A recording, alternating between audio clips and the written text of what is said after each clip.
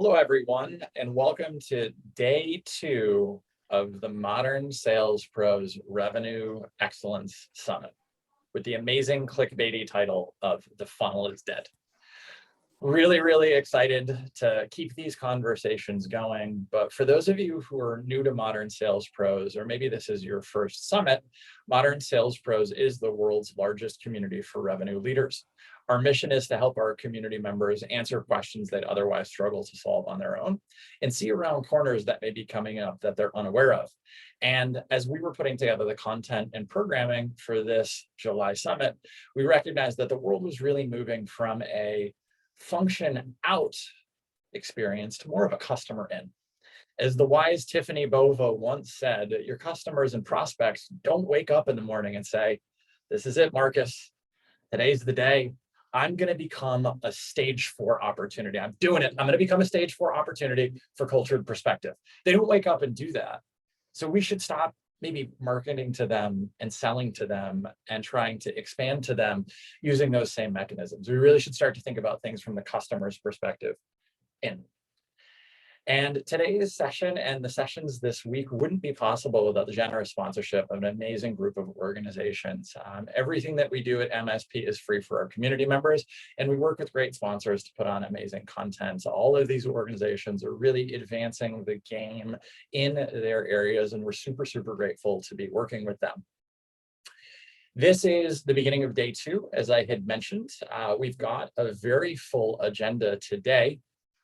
And this is our first session where we'll be chatting with these fine gentlemen who will introduce themselves in a second about the evolving role of new business.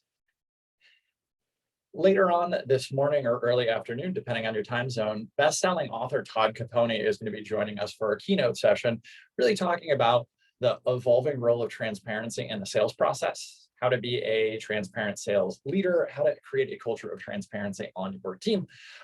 Fun fact, Todd Capone is also a sales historian. When we told him about this concept, he's like, "Oh man, Woodrow Wilson was talking about this in like 1911.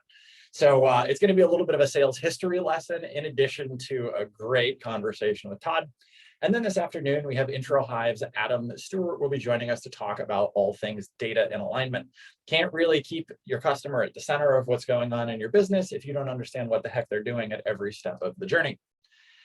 Today's content is possible because of great sponsors and great speakers, but I also need to give a huge shout out to the team behind the scenes.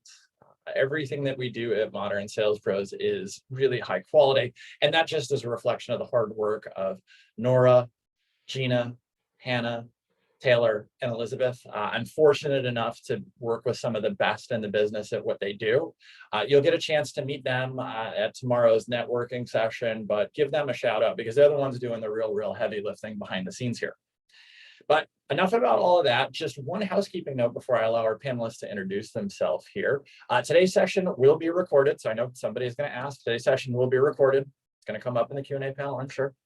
It'll be available on YouTube at the end of the day today. But for those of you who are joining us, please do use the Q&A panel to ask any questions that you may have. And in there, you can upvote and respond to others' questions. So with that, let's jump into our conversation here today. We'll give our panelists a chance to introduce themselves. When we were coming up with this concept of, hey, the world is becoming more customer in and a little bit less function out, we started to think about, well, wow, now I can go online and I can read everything about what's going on at your organization. I can read G2 Crowd reviews of your product. I can go on Glassdoor and see what your organization feels about your leadership team. I can go on LinkedIn and see what you're doing and how you're approaching marketing your business. That changes the game for folks that are in sales and account management. And we've brought together these 3 leaders to share their perspectives on it. Really excited to have each one of these folks here. And I'm going to hand it off to Conor Cox to introduce himself. And then we'll go through the introductions, and then we'll start to jump into the content. Conor, thanks for joining us today. Awesome, Richard. Thanks for having me. I'm excited for the combo.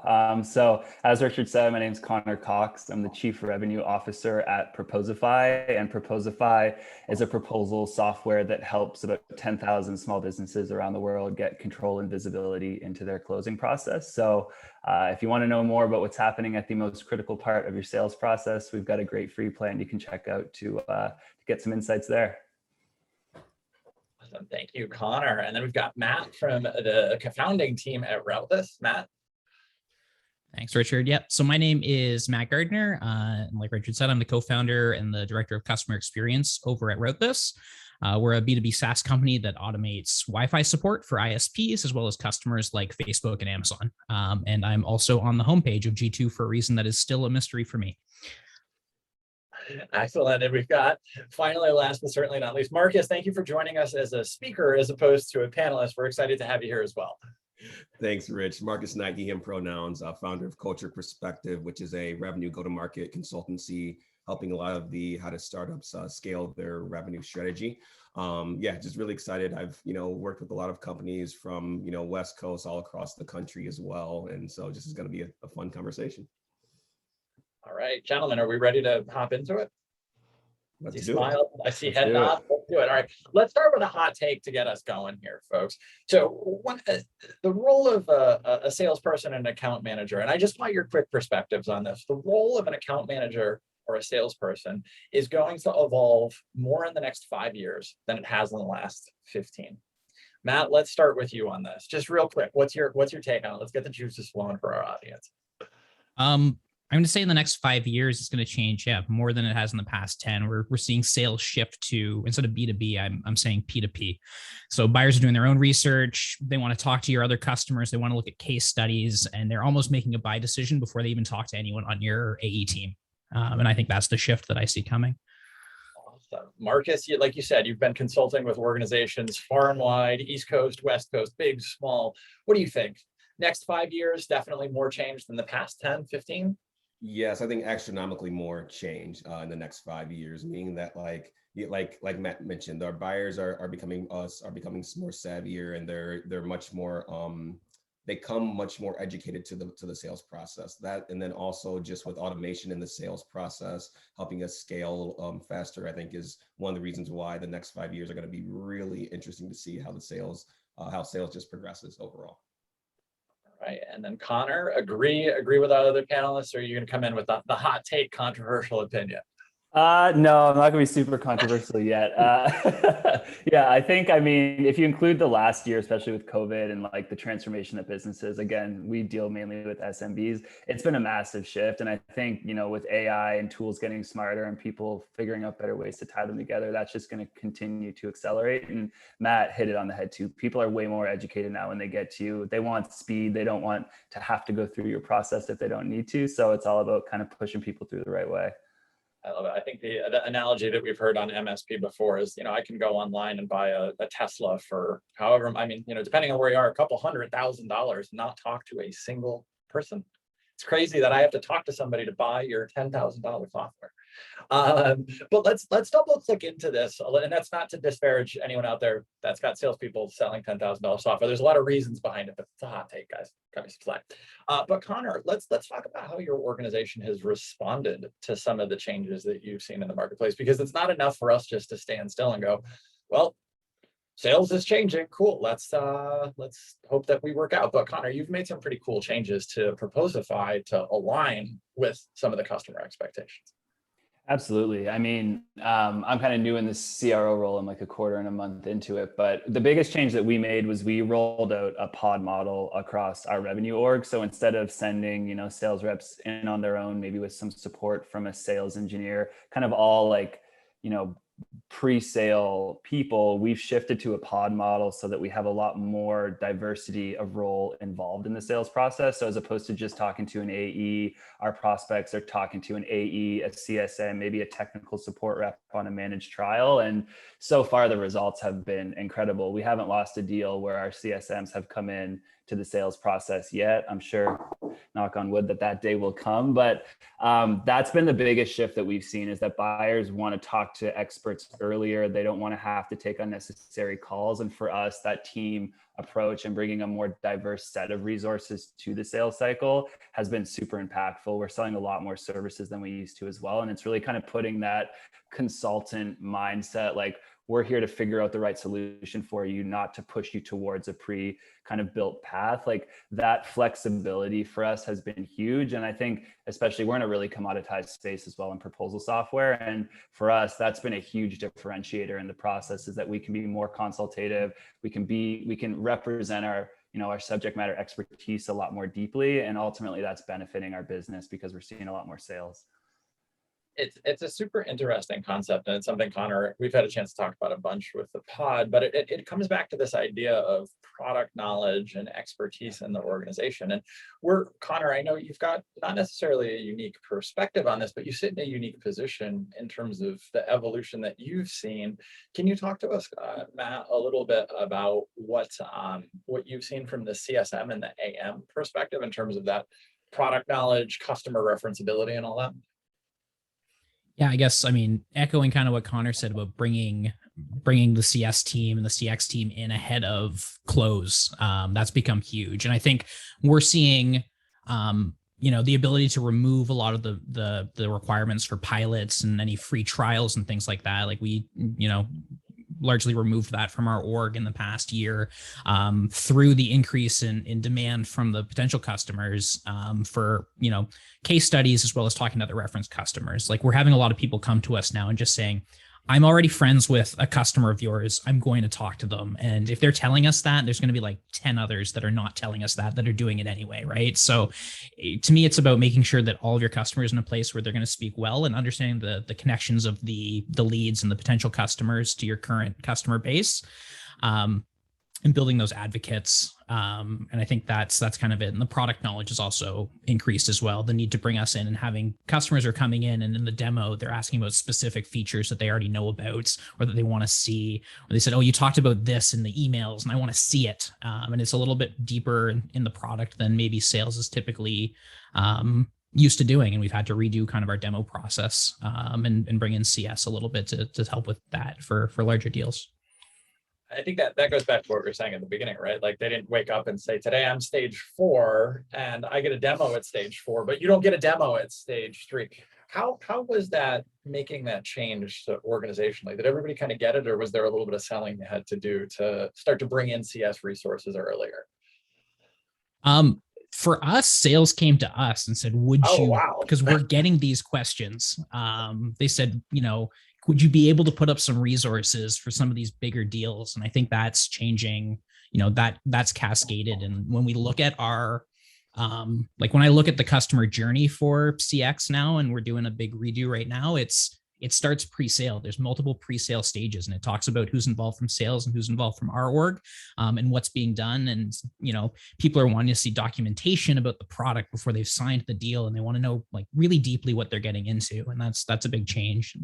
And we're equipped to talk about that. So it makes sense for us to be involved. It makes the onboarding easier too, once they sign. Like they're coming in, there's no surprises. There's no misalignment between what they're expecting and what they're going to get in terms of services and functionality, which is actually awesome for our org. I believe it. And I'm sure the customer also loves it because they don't have to go through discovery again once the deal is closed, where it's like, oh, I'm Marcus, I'll be your CSM. Let me ask you a bunch of questions I should already know the answers to. Exactly. Like that is exactly it. And so both of you speaking about the pod structure, I absolutely love this. And most of my clients have moved to this model. And what you're getting is that it's less fluff in the process. It's like, let's get to the real nuts and bolts of the conversation. And also what you're able to see is that the sales rep and the CS team, they're leading with empathy. And so they're able to really address whatever the needs are of the customer and get to the close faster and be much more aligned. So I'm seeing this more often with my clients as well. I think that's a huge point. And Marcus, I want to double click into that a little bit because we're talking about, hey, get to the close faster. Do you see some of the companies you're consulting encouraging folks to close lost or qualify out certain things? Says, hey, Marcus, I want to work with you, but maybe this isn't the right fit for you. And I know us better than you. Yeah, it has. Oh, I'd say especially over the past year, I've seen that be more of a thing where organizations are qualifying out faster. And it's like, hey, I want to work with you. I want to, but like our product offering isn't where it needs to be for what you need right now. So I'd rather not hinder the relationship. And when we have it, fully up and ready for you, then we'll bring you back in or we'll engage with you again. And what I've seen on the other side from the customer is that they're much more appreciative of that. And they're like, you know what, like when you do have those features or that update, then we are definitely going to be interested because that's the specific need that we need right now. I think it's a great point. Conor, are you seeing that as well? I know you'd mentioned before, kind of Proposify, a little bit of a commoditized space by your own words, seeing the same kind of thing? Yeah, we are. I mean, we've honestly, I mean, we've lost some, I mean, shout out to HubSpot. We've lost some good deals to HubSpot quotes. And it's really, I think the groundwork that we laid by being a good partner to do business with it, you know, we were trying to do the right thing for them. We weren't trying to push them through our process and get the deal won. We've actually had quite a few customers circle back to us after a year not getting what they need. So it's all, you know, Simon Sinek talks about like the infinite game, kind of approaching sales from more this long game perspective. Like, again, from the CS world, like I'm used to being a farmer, not a hunter. So yeah, we're seeing the same thing on our side. And honestly, doing the right thing for the customer in the sales cycle, whether it's close won or close lost, ultimately kind of puts you in the best spot if things do change in the future. And we've seen that kind of come full circle, especially over the last few months. It's interesting. I think some salespeople rankle at that. They're like, no, I've got a scarcity mentality. It's just these accounts. But I think we're hearing good examples here of, no, that's not actually the case. Yeah, and switching costs are lower now too. Like it's way easier as like APIs get better and things like that. Like it's a lot easier for people to hop software. That can be looked at in a negative light, but it also can be looked at in a positive light too. I mean, going back and revisiting dead lost opportunities that, you know, your products move past and now those are great actual things to go after. Like it's kind of both sides of that coin, I think, are key. So we've done a lot of work with that, like I said, over the last few months, and are starting to see some good benefits. It's good. And I think this dovetails nicely into one of the points that we were talked about kind of in our prep session. There's a ton of information out there about your product, your organization. I can go on G2 Crowd. Matt, your face is on G2 Crowd. Matt, I want to start with you actually on this. How do you get your team comfortable with all of that information that's out there? How do you arm them to maybe deposition a grumpy review or leverage something that they know from the G2 Crowds and the Glassdoor reviews of the world? Yeah, I think the thing is, like, once you're on there, like, I think I've met a lot of other companies that are rushing to be on G2. And the interesting thing for Route This itself is like, we're actually not listed on any of those sites just for competitive reasons. And it becomes something you need to maintain. Like we don't have a space. I think that's the other thing. Like you need to find the space that you play in best when you list yourselves. And right now there isn't one for what we do. So we've largely stayed off, but we have to manage our reviews almost in a worse place, which is the app stores, and the same type of thing there, and word of mouth. So we have, you know, our company as a whole has released, I don't know, probably 40 plus apps to the app store for various customers. And we're, you know, and this is something that people bring up. They say, hey, I looked at your app, I see this one bad review, right? And it's the same type of thing. You have to start, you know, managing those as though you're, you know, a B2C e-commerce company, right? Like it's all about, you know, you don't know which review. You could have a 4.5 star rating on G2, but somebody opened it and sorted by 1 star and they read a review that really resonates. And this has been something that we've been talking about very recently on our company and bringing in tools that lets us monitor when something new comes in. Like we just integrated a new Slack bot that anytime a review comes in, you can get this for G2 and you can get this all for the major platforms. Post to Slack, somebody's got to reply. Somebody has to manage that. If it's you know, and if it's not, you know, you might have one that's just not an accurate review and you have to deal with it, right? And like it's going to live on that page. You can't get it taken down. So you got to figure out how to best approach it. Yeah, that's where we're sitting. I think, I mean, it's tricky, right? It's a little bit different than like, this is the worst pizza one person on Yelp had ever had. I mean, we've got bigger businesses at stake here, Matt. But one thing I wanted to actually double click into on that, Matt, as you're starting to have conversations, especially to expand, how do you bring that information into your sellers and into your AMs? Is there anything else they have to do because of this preponderance of information, or is it largely the same? I think, like, I guess the way I think about everything online is that like you need to make sure there's somebody in your org as you get big enough that like they take ownership of it. It's almost like an influencer grooming their social media image across multiple platforms. Like, you know, someone might have their Facebook, their YouTube, their Instagram. Like you have your G2, your Trustpilot, your App Store reviews, your Glassdoor, and you need to have somebody whose job it is, or at least, you know, take it to heart and have people who own each channel to say like, you need to make sure our image is good here, because people are, you know, you can't really dictate the order they go through that. Like you can put your good reviews on your homepage, but they might not even start there. I'm shopping for software right now and I started on G2 in a category, right? I haven't seen anyone's homepage. I'm going right to the source to initially, right? And you can't control that. So like all you can control is like what your appearance is on each of these platforms. And I think that brings up another point too, right? I mean, we're all used to doing this in our like not work lives. It's not like we show up at work, put on our work hat and go, well, I'm going to go to the website to see what's going on. Just like I'd go to Amazon for reviews of stuff and figure out what to buy. It's the same thing in the B2B buying experience. Marcus, how are you seeing this start to take shape in some of the companies that you're working with? Yeah, I'm encouraging the companies, the executives and middle management team to do the research ahead of time for the reps. And the reason being is because it can be information overload, and oftentimes we can just get caught in this abyss and not really get out of it. And so one of the kind of philosophies that we've been using is just like research ahead of time, put some information in front of the group on like a weekly basis, and then meet as a team to kind of like review that and talk about like what that means for the industry that you're in, or your customer base, et cetera. That way we can be much more aligned and much more knowledgeable and you know how to approach whatever the articles or information is out there. And what you're seeing is that the sales team is actually very appreciative of that, because they're like, oh, I know that my leadership and middle management team have my back. So I'm able to focus on my core responsibility, which is, you know, making sure that the customer is happy and closing. Yeah, you can see that being a little bit overwhelming, being a junior account manager, junior SDR, and you get blindsided by a review and you're like, what the heck? Like, hey, Marcus, your product doesn't do this thing. And the little SDR is like, oh my goodness, I didn't know that. Nope. Conor, how are you all thinking about this? Because you've got a very large customer base. I mean, relative to, I think, some other folks. I mean, you said what was about 10,000 folks that are using Proposify.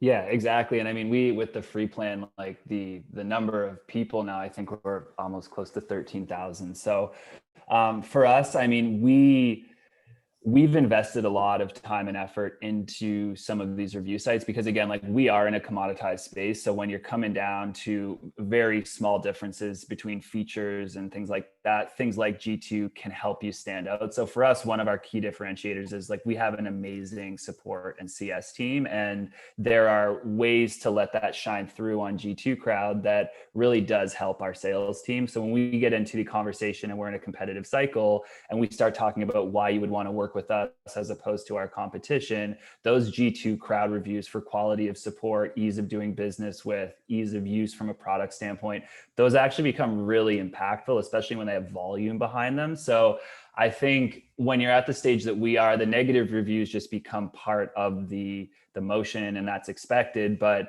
if you have enough positive info and positivity kind of happening there, at least for us right now, it kind of outweighs anything negative that someone can find, because for every bad review where someone's complaining about something, we've got 50 good ones.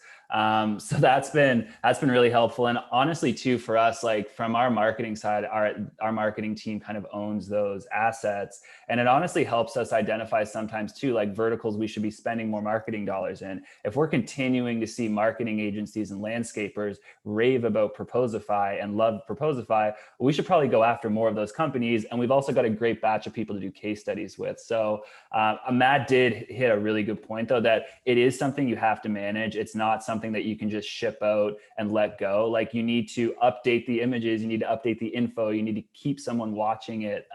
So it's definitely an investment, but it's an investment that for us has really paid off. And it's a useful tool for the sales team.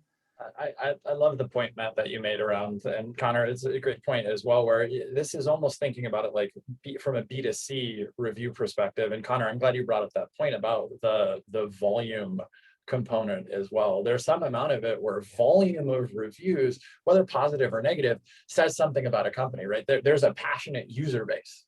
Yeah, exactly. Versus seeing 1 and 5-star review where you're like, oh, cool, like somebody's, one person really likes that software. Marcus, I know you've seen this from a lot of different angles from what you're doing, especially in the negative reviews.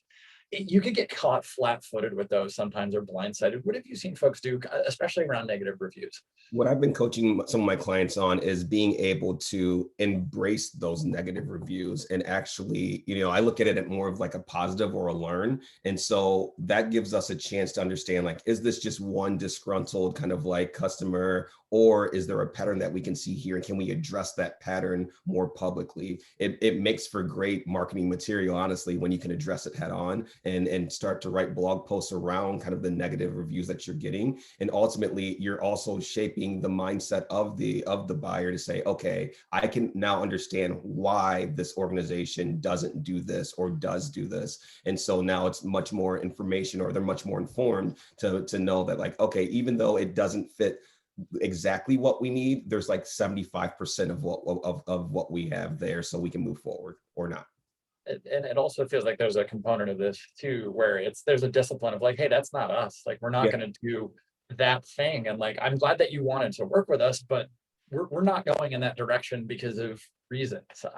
Yeah, you can use that as a qualification metric for your sales team. Yeah.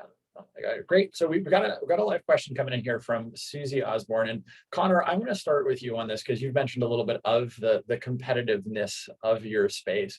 But Susie's question is, in a hyper competitive space, how do you shine through? Like, what is the secret sauce to really shine? Is it product, customer satisfaction, pricing? And then also thinking about that, like, what's the long pull here? How do you keep that advantage going for the long term? Yeah, so that's a tough question. And it's one that I think I always feel it's going to be very specific to your business. So I think, and the product that you're selling. So for us, I can speak kind of about Proposify and the approach we've taken. But for us, like I said, our support team and our CS team have been really great differentiators for us. So, assuming that everyone has a bike that you can buy, we hang our hat on being the best at teaching you how to ride that bike quickly, how to give you something that you can teach other people how to ride the bike with as well. And then making sure that teaching and that learning gets reflected on our review sites and shared. So that's been one of the big ways that we've kind of taken ourselves and tried to elevate, our position in the market against our competitors. I think long term, and I mean, you arrive at that by interviewing your top customers, having, an advocacy group, or having people that will bring you in and have the really honest conversations with you about why they chose you over the competition and why they continue to choose you over the competition. Because I think that's also really important with SaaS, is that every year someone renews, they're, acknowledging that you are still their preferred choice. So I would start there. When I started at Proposify, that's what we did. Why are you staying with us? What's the best thing about this? And the thing that came through time and time again is that our support team was fun to work with. They were funny. They made, typically crappy conversations a lot more fun. So that was something that we hung our hat on. And now when we think about, changes to our onboarding, when we roll out a new professional service, we try and carry through the things that made that experience awesome and weave that through every new process that we try and roll out. So that is a bit of how I think you keep that long term, but you've also got to continually revisit it, because again, talking about how much the sales role is going to evolve over the next 5 years, things move super quickly. So you have to revisit that all the time, and keep that line of communication open with folks. So that's at least how we've approached it. Yeah. And I'm interested to hear what Marcus has to say. Yeah, so I think that is spot on. Like, what are your key differentiators from your competitors, and how do you make them well known to your customer base? That is one aspect, and then the other thing is that you hit on, Conor, that I really liked is the advocacy group, or the what do we call it? Customer advisory board is what we called it at my last organization. And what we found was that being able to get some of our top customers into a room for a period of time, and to really go through what they dislike about the product offering, what they would love to see next, and then showing them sneak peeks of the product roadmap moving forward. We saw that do wonders for us at the organization. And what that in turn did is that helped us with more referrals, because then they're like, you know what, my buddy over here has the same type of issue. Why don't we bring them into the mix? And towards the what I saw with one of my customers now, or one of my clients now, is that their customer advisory panel has grown so big from top companies over the past year and a half when they started this, that it's been phenomenal for them. And they're getting so much great feedback. The product team is like, oh my gosh, we have our roadmap for the next 3 years right now, which is amazing. So I think there's a lot to that, leveraging the existing customers, and I think that Justin Brown makes a great point in the chat section. I'm not sure if all of our attendees can see it, but customer stories, right? You can copy features, you can copy marketing material, you can copy look and feel, but you can't really capture those customer stories, and that's ultimately what, as we've heard from both Marcus and Connor, that's what helps you get the ball rolling on selling and creating long-term advocates. Yeah, the only thing I'll toss into there on top of the customer stories is if you can have a reference customer that is such a champion and such an advocate in every one of your kind of major markets. For us, it's geographical. For some other people like Connor, it might be, the space that they're operating in, that'll hop on a phone call for 15 or 30 minutes to, and they're going to speak well of you and speak of the benefit. That is such a huge win as part of the sales process that we've seen. Like, they're going to read our case studies and things like that. Competitors will also have case studies. It'll depend which name that they can recognize, but being able to ask their specific questions about your product and your implementation and your services when you're not in the room steering the conversation is very powerful. Yeah, and the other thing to that is aligning your prospects challenges with a customer that has had similar challenges. So that way it's not just like any customer that we're dealing with. It's like, oh, you have this specific challenge, great. So-and-so over at this company had that same one. Let me connect you to and see how we've been able to help in that scenario. It does feel like there's a terminal state of that, right? Where, like, as a buyer, I'm like, look, Marcus, I love all the bells and whistles, but like, I want to talk to somebody who's kind of exactly my stage, using the product exactly my way. And your sales role as a seller, part of it is to facilitate that connection there. So we've touched on a lot here. One of the things that I do want to make sure we hit on around, kind of this evolution of the discipline and how the game is changing a little bit is hiring. Right? If we're kind of saying, hey, sales is going to change a hell of a lot in the next 5 years, much more than it has in the past, has who we hire changed, or the skills we're looking for, is it different now than it was before? Matt, let's start with you on this, and then we can kind of roll through. Yeah, so I guess from a CX perspective, I think the role between CX and AM has become a little bit more blurry, and I'm looking for a lot of people to join success roles that have more sales experience or sales-esque experience. Right? You're looking for people who can on a call take kind of a discovery like on the fly, and having to train people up on that. So if you're looking at your hiring profile for customer, and you bring in people who can do that and maybe come out of a sales background, you're going to be miles ahead than upskilling people from zero on the sales side. And I think land and expand obviously has been a hot topic for a while, but even more so today, right? Like, custom companies, as you get bigger, you're building out more products, you want to sell back into your base. AMs can be on so many calls, but like, you never know when somebody's going to get ambushed on a call with a potential sales opportunity, right? And if it's a one-on-one call, you want your team to be able to handle that. So that's kind of where I've been sitting, and like something that we dig into now in our hiring and interview process, and make it up front that, there's potentially a sales component, and even folding that into KPIs for my team. Huge evolution there, definitely.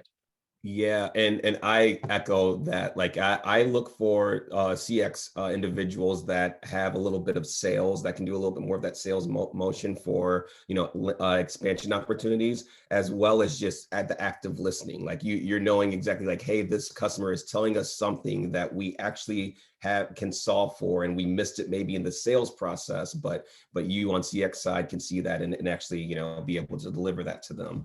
So that's one of the bigger changes I've seen over the past few years. The other thing is looking for sales reps that are leaning in with like more curiosity, like people that are really trying to dig in to make sure that they fully understand, the scenario in which the prospect is giving.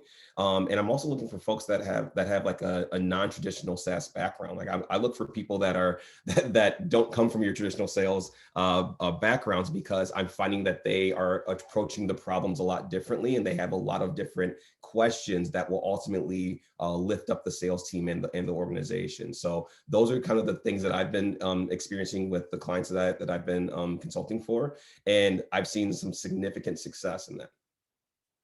I love the non-traditional background Island of Misfit Toys approach, Marcus. Huge proponent of that. What are you seeing success from any one particular flavor of non-traditional background? Is it journalism majors? Is it guys that did crew at Stanford? I don't know, whatever the latest hook du jour is. I will say that I have seen it has been really all across the board. Lately, it has been more journalism has been one that I have seen. And then just people from underrepresented demographics. So whether that's people of color, non-binary, women that haven't had historical context in sales, I'm seeing them really like blow out all of their numbers, and it's been phenomenal. It's funny on those points too. Your customer base is as diverse as you would expect it to be. So maybe those crew guys from Stanford, that works if you're selling to other crew guys from Stanford, but maybe you need to think a little bit around. I love that point, Marcus. And Conor, you've got interesting kind of hiring profile challenges, not challenges, but opportunity because of the pods. Because that is something that's kind of emergent. How have you seen your hiring profile evolve? Let's call it maybe pre-pod and post-pod. Wow. I like this. Yeah. BC is going to get kicked out. We're going with post-pod. I think for us, like not that we didn't have this before, but there's almost a bigger emphasis on people that are solid team players. So not having to be the expert about, everything that you're running into, and being comfortable bringing other people in to help problem solve. I think, I don't know if it's everywhere or if it's just in spits and spats, but like, there's certainly this kind of like aura of like, I need to own this opportunity. I don't want any help with it. Other people might mess this up for me. So I need to have total control. And for us, again, we're a volume-based inbound business for the most part. So you need to be totally comfortable letting people step in and help, and letting more technical resources come in and manage a trial, letting design resources come in and be subject matter experts and really show the value that the services that they ultimately deliver are going to provide. So I think that's been a big change for us. What Marcus said about curiosity is also massive. I mean, with the pod model, there's a lot more change. It's a lot more dynamic, and you need people that are naturally curious and also heads up. So not just, people talk about as execs, we have to work on the business, not just in the business. It's the same idea for sales process. You need people that are going to work on the process and in the process. And for us, that means hiring people that are willing to challenge, are willing to ask, why are we doing things that way? And that's where I also think that diversity of background, like we're getting a ton of amazing people from hospitality. COVID obviously hit, hotels really hard, restaurant, bar managers, people that are used to managing diverse teams and doing that in a really fast-paced environment. They've been amazing for us. Like we have a couple folks that, might have managed like call centers for airlines and customer disputes for airlines, and people coming from hotel management and things like that. And it's just incredible to see them plug in, tool up, and they're so impactful, and they've really helped our process. So yeah. I'll give Matt the floor. I'll pop in too. Yeah. So I think just to build on what you guys are saying too, like I think looking in terms of diverse backgrounds and not just pulling people from other SaaS companies because they've done SaaS selling or SaaS CX, looking within your target companies, like for me, like I've pulled some people out of like, potential customers, and we've hired some people from our actual customer base, and that required some massaging when that happened, when they applied. But they come in and they hit the ground running so quick. If you're in a unique industry, like for us, ISPs, it's not a place that a lot of people, like internet providers, that a lot of people in SaaS and SaaS sales and customer success have worked in. But when we pull someone in that has spent time working in a call center or something like that, and we sell to call centers, the relationships they can build, the understanding of the problems and the pain, it's so much more natural. It feels so much more genuine when they talk to prospects, when they talk to our customers, right? Because they've been there. They can say, oh yeah, you know what? I remember like when I was on the floor taking calls and getting yelled at, et cetera, et cetera, et cetera. They're going to establish such a good rapport that's so powerful, and they're not going to need to get put up to speed when they first on board. Like I feel like we have a lot of material, and we spend a lot of time just teaching people about our industry when they join, if they come from another SaaS company. But you can bring someone else in and teach them how to sell if they already understand the industry pretty quickly. And I think this speaks to something really important, as all of our panelists have said, is really thinking about what are you actually hiring for, and what are you willing to train on. Matt brought up a good point, right? People don't come off the assembly line always with this in-depth knowledge of ISPs, but maybe that's really important. So that's something that you're definitely going to have to be successful. And then we'll train you on how to sell or whatever it might be. That's going to be different organization by organization, but really take a second before you open up a job rec and say, hey, what do I really need this person to come in? What are the building blocks they must have? And then what's the stuff that we're willing to train them on or get them up to speed, or the cherry on top? And I think that that's something, just blanket hiring advice as we move into post-COVID world and annual planning. Like keep that top of mind, because what you're hearing here is really, really solid advice, but it comes from knowing what you're hiring for.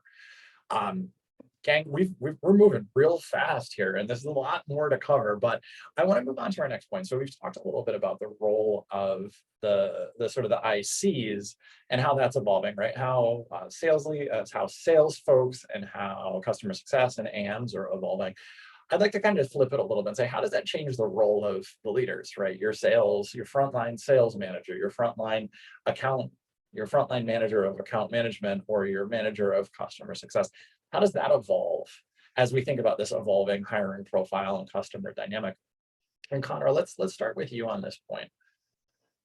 For sure. Again, I'm speaking from the pod standpoint here, but one of the things that we didn't necessarily have to focus on as much pre-pod was how to ask for help.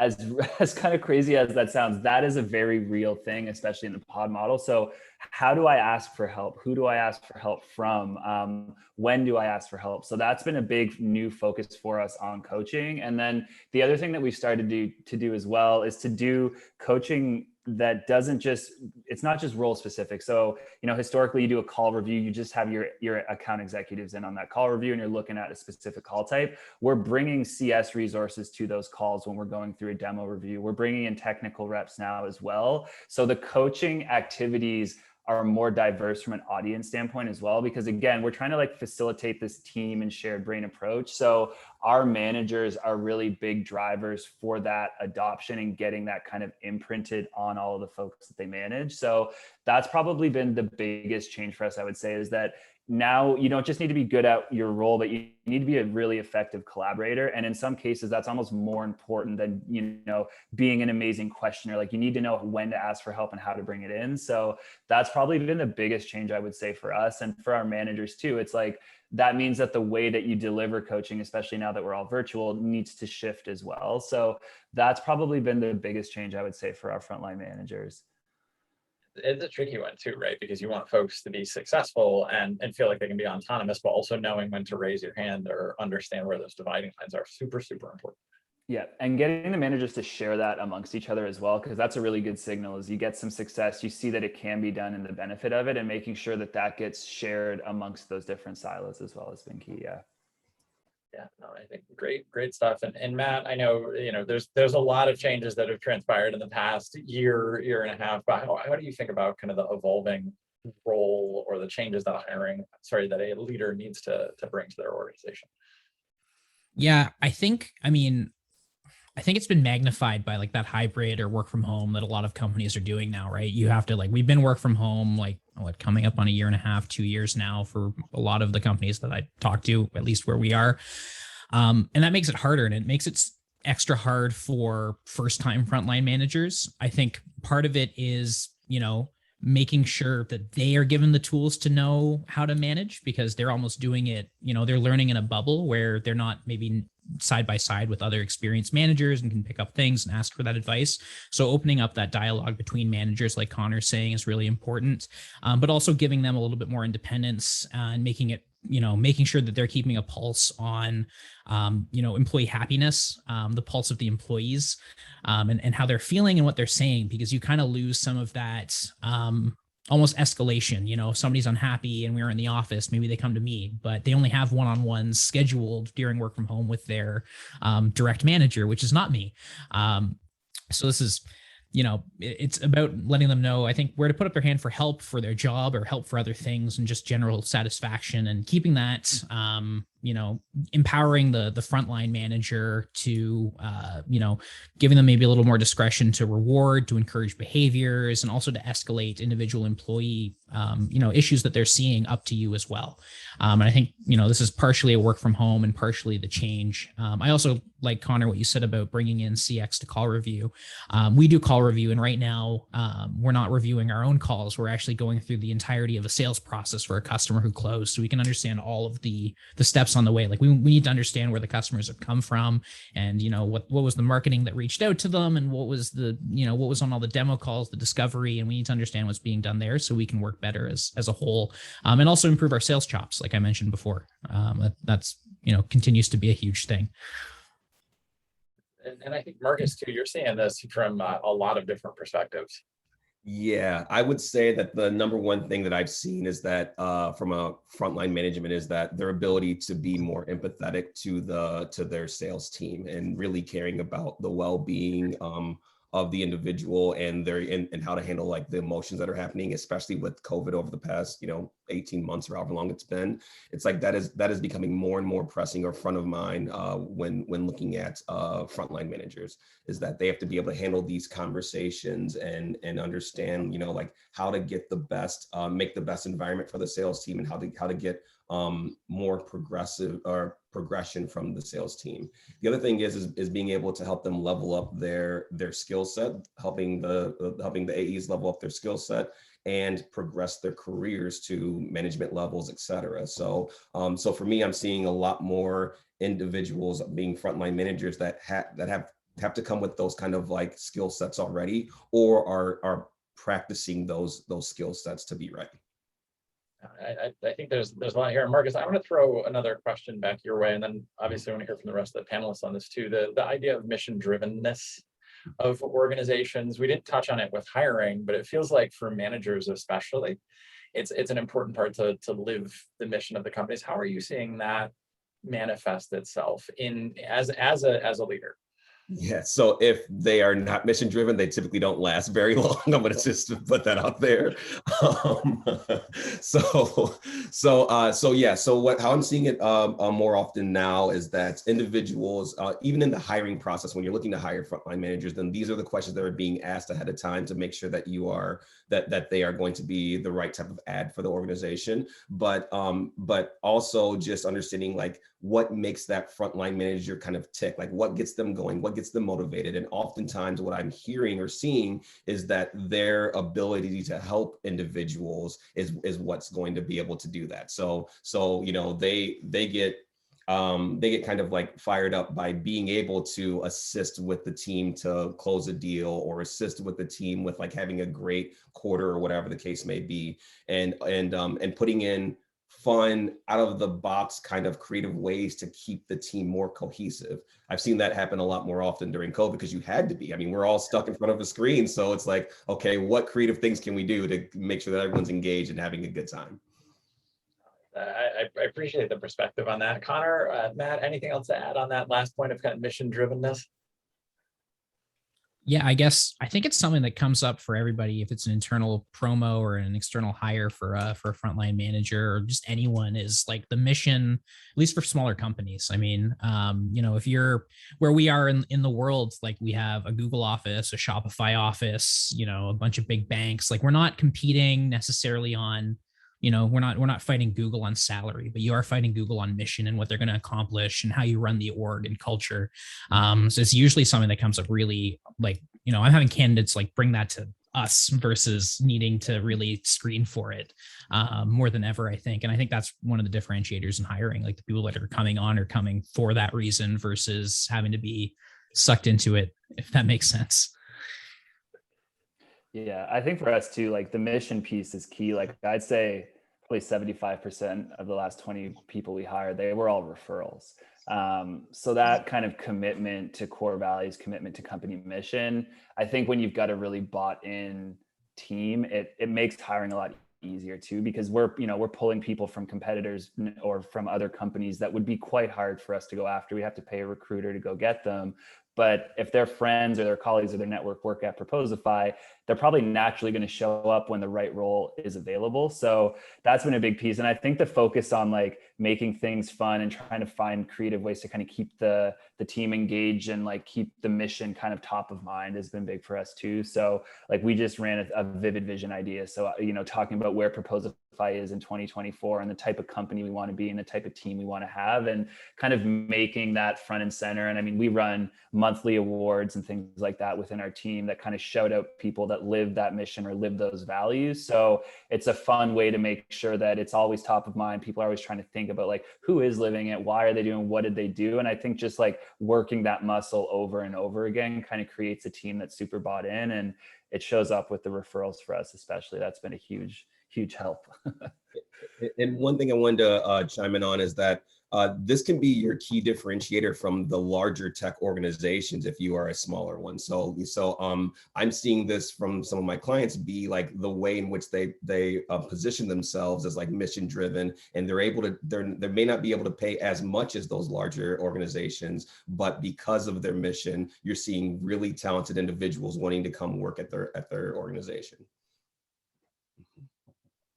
Awesome stuff. And I think there's probably a whole nother session that we could do on sort of mission drivenness and how to work that into the hiring process. Well, panelists, we've got only a little bit of time left with Conor, Matt, and Marcus. So folks, please do put your questions in the Q&A panel.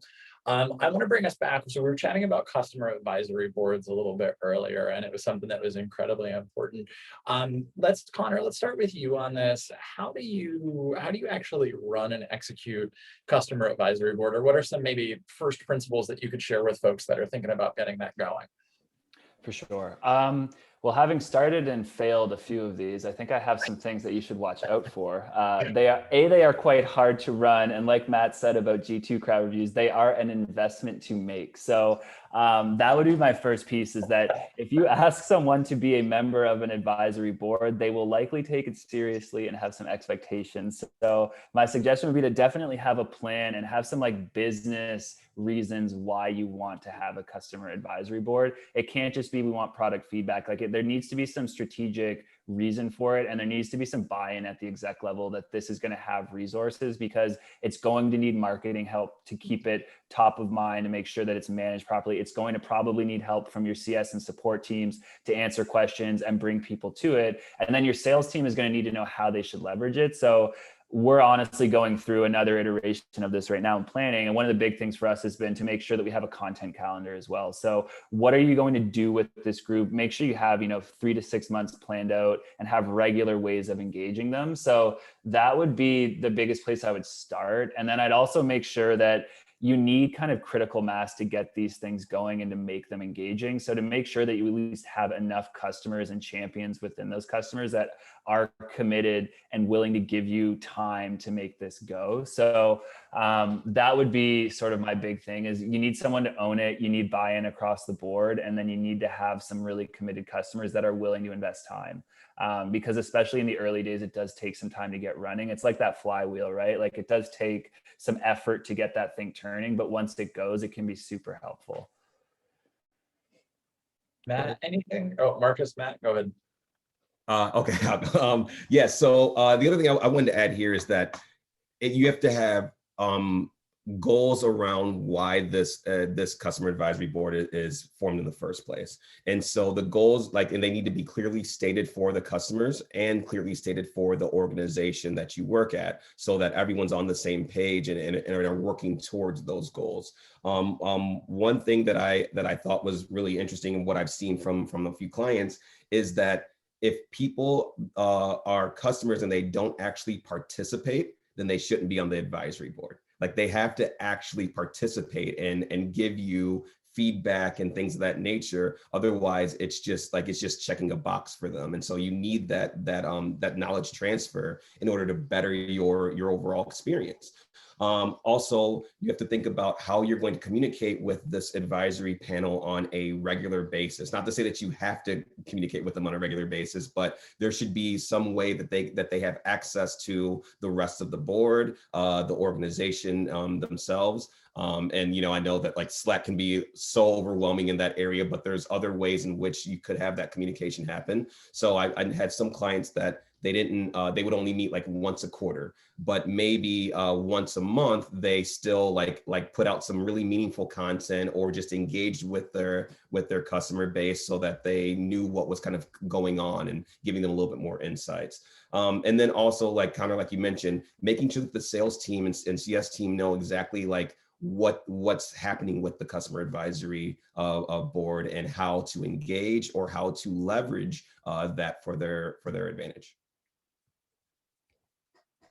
Love it. And then there's actually a follow-on question here that we have coming in sort of, are there levels as your customer advisory board scales? Are there different use cases for the CAB? Is it one gigantic group, or is there maybe one that's focused on tech and one that's focused on other stuff? Like, Matt, how have you seen that shake out?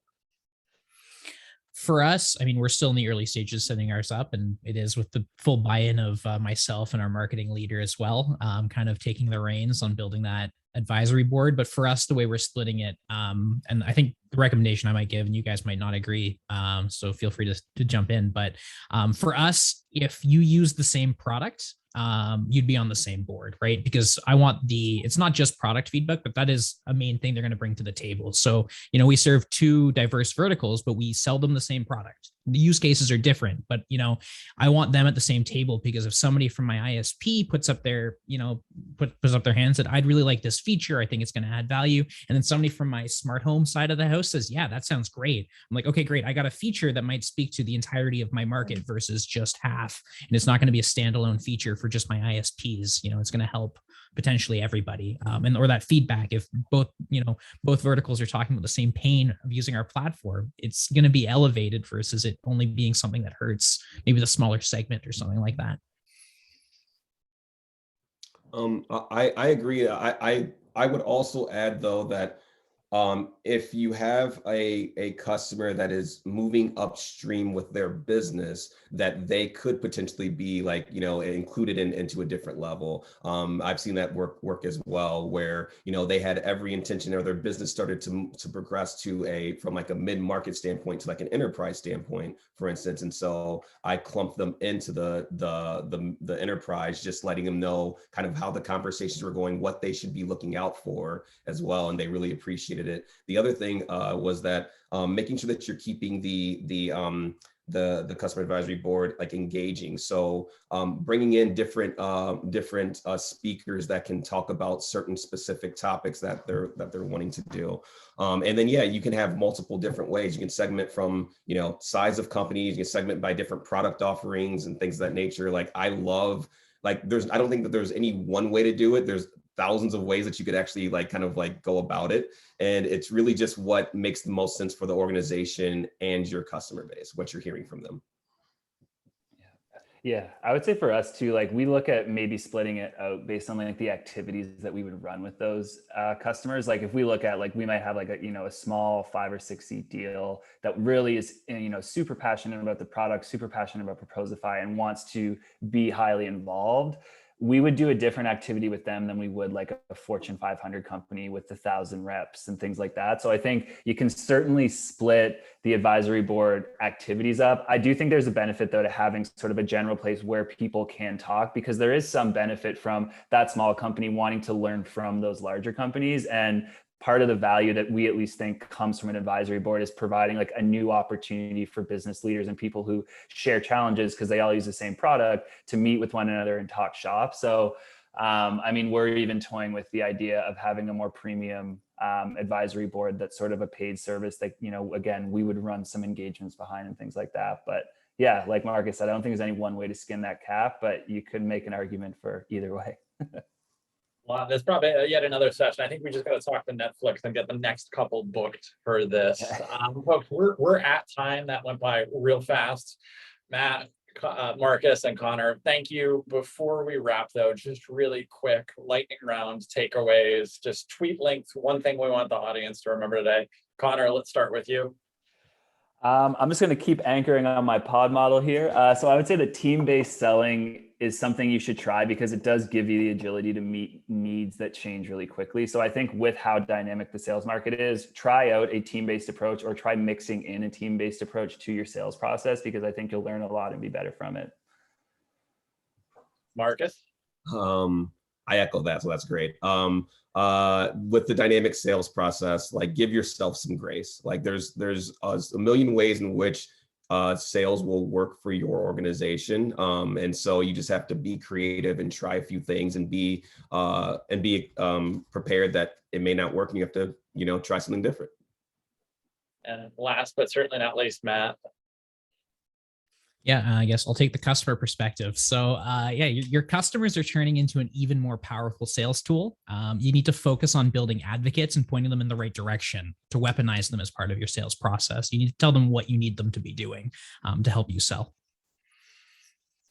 I love it, folks. Panelists, thank you so much. Thanks again to all of our great sponsors. And for those of you wondering what's up next on our content calendar, we'll be up in about an hour with the one and only Todd Caponi. He's our keynote for the session. You won't want to miss it. Matt, Marcus, Connor, on behalf of MSP, the team behind the scenes, everybody who joined us here live today, I know you're super busy. Thank you for taking some time. I hope you'll have a wonderful rest of your day. Take care, y'all. All right, bye. Thanks. Thanks, everyone. Bye, everybody.